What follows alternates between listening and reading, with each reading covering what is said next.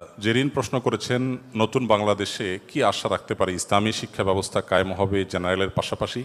দেখুন, দেশের সংখ্যাগরিষ্ঠ মানুষ যেহেতু মুসলমান, অতএব ইসলামী এবং জাগতিক শিক্ষার সমন্বয় সাধন করা এটা এদেশের মানুষের প্রাণের দাবি এবং আমাদের সবচেয়ে বড় প্রয়োজনগুলোর একটি বলে আমি মনে করি। বিনীতভাবে এটি আমি উপস্থাপন করতে চাই। আমরা আমাদের দেশের পাশাপাশি পৃথিবীর অনেক দেশকে এক্সাম্পল হিসাবে আমরা টানতে পারি। মালয়েশিয়ার কথা আমরা বলতে পারি যে সেখানে জাগতিক শিক্ষার পাশাপাশি ধর্মীয় শিক্ষা এর বিশেষ গুরুত্ব আরোপ করা হয়। তারা আমাদের চাইতে কোনো দিক থেকে পিছিয়ে নেই, বরং বেশিরভাগ দিক থেকে তারা আমাদের চাইতে এগিয়ে আছে। আমাদের দেশে কেন জানি এক শ্রেণী মানুষ মনে করে যে জেনারেল শিক্ষার পাশাপাশি যদি ধর্মীয় শিক্ষা বা নীতিনৈতিকতা এবং মোরালিটি শিক্ষা দেওয়া হয় তাহলে মনে হয় আমরা পিছিয়ে যাব।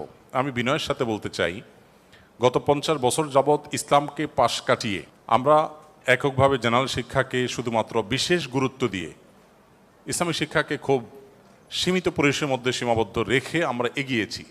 তাতে দেশ কতটা এগিয়েছে? বরং দেশের সংখ্যাগরিষ্ঠ মানুষের যে চিন্তা চেতনা আদর্শ, সেগুলো যদি তাদেরকে শেখার সুযোগ করে দেওয়া হয়, সেগুলোকে যদি দূর দূর করা না হয়, সাধারণ মানুষের বিপুল অংশের আস্থা অর্জন করা সম্ভব এবং দেশকে আরও বেশি এগিয়ে নেওয়া সম্ভব। আমাদের শিক্ষিত হওয়ার চাইতে মানুষ হওয়াটা অনেক বেশি গুরুত্বপূর্ণ। আর ভালো মানুষ হওয়ার জন্য ধর্মীয় যে শিক্ষা রয়েছে, আদর্শ রয়েছে, এটার কোনো বিকল্প পথ আমাদের সামনে খোলা নাই। সেজন্য সময়ের অপরিহার্য প্রয়োজন এবং দেশের বেশিরভাগ মানুষই, আমরা জানি প্রত্যেকটা মানুষ, যতজন মুসলমান দেশে আছে প্রত্যেকটা মানুষই প্রায়, হাতে গোনা কিছু মানুষ হয়তো বাদ পড়বে, নিজের সন্তানকে ধর্মীয় শিক্ষা দেওয়ার জন্য তাকে নিজস্ব অ্যারেঞ্জমেন্ট করতে হয়। দেশের নাগরিকরা যেটা চায় সেটা যদি পূরণ করা না হয় তাহলে সেটা তো গণের আকাঙ্ক্ষার পূরণ হলো না। তো এই জায়গা থেকে আমার মনে হয় যে নতুন বাংলাদেশে অন্তত এই জায়গাটাতে আমাদের দায়িত্বশীল কর্তৃপক্ষ যারা আছেন তাদের কাছে বিনীতভাবে আহ্বান রাখতে চাই, তারা যেন বিশেষভাবে নজর দেন যে সাধারণ মানুষের সন্তানদের ধর্মীয় শিক্ষার জন্য তাদের আলাদা আলাদা নিজস্ব অ্যারেঞ্জমেন্টের জন্য প্রয়োজন না হয়।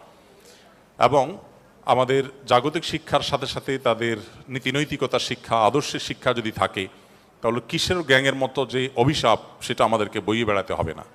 আমাদের জাগতিক শিক্ষার সাথে যদি দিনী শিক্ষার সমন্বয় থাকে, সংযোগ থাকে, দেশের বেশিরভাগ মানুষই, আমরা জানি প্রত্যেকটা মানুষ, যতজন মুসলমান দেশে আছে প্রত্যেকটা মানুষই প্রায়, হাতে গোনা কিছু মানুষ হয়তো বাদ পড়বে, নিজের সন্তানকে ধর্মীয় শিক্ষা দেওয়ার জন্য তাকে নিজস্ব অ্যারেঞ্জমেন্ট করতে হয়। কেন আমাদের মূল কারিকুলামের মধ্যে তার প্রয়োজনীয় ধর্মীয় শিক্ষার ব্যবস্থা থাকবে না? যদি থাকতো তাহলে তাকে আলাদা অ্যারেঞ্জমেন্ট করতে হতো না। দেশের নাগরিকরা যেটা চায় সেটা যদি পূরণ করা না হয় তাহলে সেটা তো গণের আকাঙ্ক্ষার পূরণ হলো না। তো এই জায়গা থেকে আমার মনে হয় যে নতুন বাংলাদেশে অন্তত এই জায়গাটাতে আমাদের দায়িত্বশীল কর্তৃপক্ষ যারা আছেন তাদের কাছে বিনীতভাবে আহ্বান রাখতে চাই, তারা যেন বিশেষভাবে নজর দেন যে সাধারণ মানুষের সন্তানদের ধর্মীয় শিক্ষার জন্য তাদের আলাদা আলাদা নিজস্ব অ্যারেঞ্জমেন্টের জন্য প্রয়োজন না হয়। এবং আমাদের জাগতিক শিক্ষার সাথে সাথে তাদের নীতিনৈতিকতার শিক্ষা আদর্শের শিক্ষা যদি থাকে তাহলে কিসের গ্যাংয়ের মতো যে অভিশাপ সেটা আমাদেরকে বইয়ে বেড়াতে হবে না। আমাদের জাগতিক শিক্ষার সাথে যদি দিনী শিক্ষার সমন্বয় থাকে, সংযোগ থাকে, তাহলে আমাদের সন্তানরা বকে যাবে না। মাদ্রাসা শিক্ষার্থীদের অনেক কাজের সমালোচনা আপনি করতে পারবেন, তাদের অনেক ত্রুটি বিচ্যুতির কথা, তাদের অনেক পিছিয়ে থাকার কথা আপনি বলতে পারবেন, এবং সেই পিছিয়ে থাকাটা হয়তো জাগতিক শিক্ষার ক্ষেত্রে তাদের অগ্রসরতা না থাকার কারণে হয়তো অনেক জায়গায় আপনি প্রশ্ন তুলতে পারবেন। কিন্তু মাদ্রাসা শিক্ষার্থীদের মধ্যে আপনি কত পার্সেন্টকে দেখবেন যে তারা খুন খারাপি, মাদক, এ সমস্ত অন্যায় অপকর্মের সাথে জড়িয়ে আছে? তো সেই জন্য আমার কাছে মনে হয় যে নতুন বাংলাদেশে আপনার সাথে আমি পরিপূর্ণ একমত যে আমাদের আশা রাখতেই পারি, আমরা আশা করতেই পারি যে সাধারণ শিক্ষার পাশাপাশি ইসলামী শিক্ষা, প্রয়োজনীয় ইসলামী শিক্ষা আমাদের শিক্ষার্থীদেরকে দেওয়া হবে। এটা এদেশের আপামর মানুষের প্রাণের দাবি। প্রাণের দাবি যে তার প্রমাণ এদেশের প্রায় শতভাগ মানুষ নিজের সন্তানকে জাগতিক শিক্ষার পাশাপাশি ধর্মীয় শিক্ষা দেওয়ার জন্য মক্তবে পাঠায়, আলাদা হুজুর রাখেন, নিজস্ব ব্যবস্থাপনা করার চেষ্টা করেন। এখান থেকে বোঝা যায় যে মানুষ আসলে কি চায়। তো মানুষের আকাঙ্ক্ষা, গণের আকাঙ্ক্ষা যদি পূরণ না হয় তো এর চেয়ে দুর্ভাগ্যজনক তো আর কিছু হতে পারে না। আমি সৌদি আরবে 10টি বছর কাটিয়েছি। সেখানে ইসলামিক অ্যাফেয়ার্স মন্ত্রণালয়ের অধীনে প্রবাসী বাংলাদেশিদের দিনই বিষয়গুলোতে দিক নির্দেশনা দেওয়া, তাদেরকে বিভিন্নভাবে হেল্প করা, এটা আমার দায়িত্ব ছিল। সেখানে আমি দেখেছি সে দেশের প্রায় সব মসজিদে, হাতে গোনা কিছু মসজিদে হয়তো বাদ যাবে ছোটোখাটো, বেশিরভাগ বড় বড় মসজিদগুলোর সাথেই সমাজের তরুণদের জন্য নানা রকমের ক্লাবের ব্যবস্থা আছে। এই ক্লাবে তরুণরা আছে, তারা এসে এখানে সুস্থ সংস্কৃতি চর্চা করে, তারা সেখান থেকে নানা রকমের স্পোর্টস কম্পিটিশন সাংস্কৃতিক অনুষ্ঠান এগুলো তারা করে। সমাজের তরুণদের যাওয়ার একটা জায়গা আছে, মসজিদই তাদেরকে সেই জায়গাটা করে দেয়, যার ফলে তারা বকে যায় না, নষ্ট হয়ে যায় না।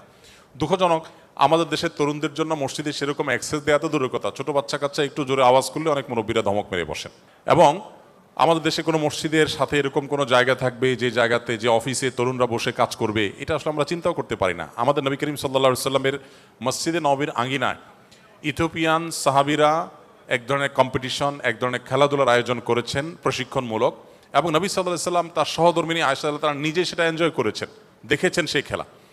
তো এখান থেকে বোঝা যায় নবী সাল্লাল্লাহু আলাইহি সাল্লাম তরুণদেরকে মসজিদে তাদের আনন্দ, তাদের বিনোদন, তাদের সাংস্কৃতিক প্রতিযোগিতা এবং শরিয়া সম্মত যে সমস্ত কম্পিটিশন করা যায় মসজিদের আঙ্গিনায়, মসজিদের মাঠে, সেগুলো তারা সুযোগ দিতেন। আজকাল আমাদের কোনো মসজিদের মাঠে তরুণরা যদি কোনো শরিয়ার সীমানার মধ্যে থেকে কোনো খেলাধুলার আয়োজন করে, মুরব্বীরা তো বোধহয় ঠ্যাঙে একটাও আস্ত রাখবে না ছেলেদের। তো এই জায়গাটাতে আমাদের তরুণদেরকে অ্যাক্সেস যদি না দেই, তাহলে কোনোভাবেই তাদেরকে আমরা অপসংস্কৃতির হাত থেকে রক্ষা করতে পারবো না। সেই জায়গাগুলোতে আমার মনে হয় বিশেষভাবে তাদের জন্য ফোকাস রাখা দরকার। এরপর প্রশ্ন করেছেন সুমাইয়া সুলতান, আপনি লিখেছেন, আগে কোরআনের অনেক সূরা মুখস্থ ছিল, কিন্তু আস্তে আস্তে এগুলো চর্চার অভাবে ভুলে গেছি, এতে কি আমার গুনাহ হবে? হ্যাঁ, আপনারা বিশেষ করে বিশ্ববিদ্যালয়ে পড়ুয়া অনেক ভাই বোনরা আছেন যারা একসময় কোরআনে কারিমের 2-4 পারা মুখস্থ করেছেন। অনেক হাফেজ আছেন, দুর্ভাগ্যজনকভাবে তারা এই পরিবেশে আসার পর আপনাদের কোরআনকে আপনারা ভুলে গেছেন। নবী করিম সাল্লাল্লাহু আলাইহি সাল্লাম বলেছেন, আমার কাছে বান্দার যত পাপ আছে, যত অপরাধ আছে, এগুলো সব উপস্থাপন করা হয়েছে। কোনটার আকার কেমন, কোনটার ভয়াবহতা কত, ডেপথ কতটা, এটা আমার সামনে এমনভাবে উপস্থাপন করা হয়েছে যে আমি অনুমান করতে পারছি, বুঝতে পারছিলাম যে কোনটা কতটা ভয়াবহ, কোনটার মাত্রা কত বেশি। তখন নবী সাল্লাল্লাহু আলাইহি সাল্লাম বলেছেন, কোরআন জানার পর, কোরআন মুখস্থ করার পর কোরআনকে ভুলে যাওয়া, অবহেলার কারণে যতগুলো অপরাধ আমার সামনে উপস্থাপন করা হয়েছিল তখন, তোর মধ্যে সবচেয়ে ভয়াবহ অপরাধ, সবচেয়ে বড় গুনাহ, আল্লাহর কাছে সবচেয়ে বেশি শাস্তির উপযুক্ত অপরাধগুলোর মধ্যে একটা হলো এইটা, যে কোরআন মুখস্থ করার পর কেউ অবহেলার কারণে ভুলে গেল। হ্যাঁ, কারণ অবহেলা যদি না থাকে, তিনি তেলাওয়াত করছেন নিয়মিত, চেষ্টা করছেন মুখস্থ রাখবার, কিন্তু সামহাও তিনি ভুলে গেছেন, এটা যদি হয় তার প্রচেষ্টার ঘাটতি ছিল না, কিন্তু তিনি কোনো কারণে ভুলে গেছেন, স্মৃতিশক্তি কমে গেছে, তাহলে তার কোনো গুনাহ হবে না। কিন্তু জাস্ট অবহেলার কারণে তেলাওয়াত না করতে না করতে আপনি একটা সূরা মুখস্থ ছিল ভুলে গেলেন, কোরআনের একটা অংশ মুখস্থ ছিল ভুলে গেলেন, আপনি গুনাহগার হবেন। এই গুনাহের প্রায়শ্চিত্ত হলো সেই ভুলে যাওয়া আয়াতগুলো, সূরাগুলো, কোরআনের অংশকেই পুনরায় পাঠ করে করে আবার আপনার মেমোরিতে আপনি সেটাকে নিয়ে আসার চেষ্টা অব্যাহত অন্তত রাখবেন। আশা করা যায় আল্লাহ সুবহানাহু ওয়া তাআলার কাছে দায়মুক্ত হবেন। এরপরে প্রশ্ন করেছেন আব্দুল্লাহ খোবাইব, আপনি লিখেছেন, বিশ্ববিদ্যালয়ের মিক্সিং পরিবেশ থেকে নিজের ঈমান ও আমলকে কিভাবে হেফাজতে রাখবো? খুবই গুরুত্বপূর্ণ এবং প্রয়োজনীয় প্রশ্ন। এই প্রশ্নের উত্তর হলো যে, এ ধরনের পরিবেশে টিকে থাকার জন্য এক্সট্রা ঈমানি পাওয়ারের প্রয়োজন। সাধারণ পরিবেশে একজন মানুষ যতটুকু ঈমানের পাওয়ার নিয়ে টিকে থাকতে পারে, যে পরিবেশে অনেক বেশি প্রতিকূলতা আছে, যেখানে অনেক গুনাহের হাতছানি আছে, এই পরিবেশে আপনার ঈমানের উপরে টিকে থাকার জন্য আপনার ঈমানকে আলাদাভাবে, বিশেষভাবে আপনাকে নার্সিং করতে হবে।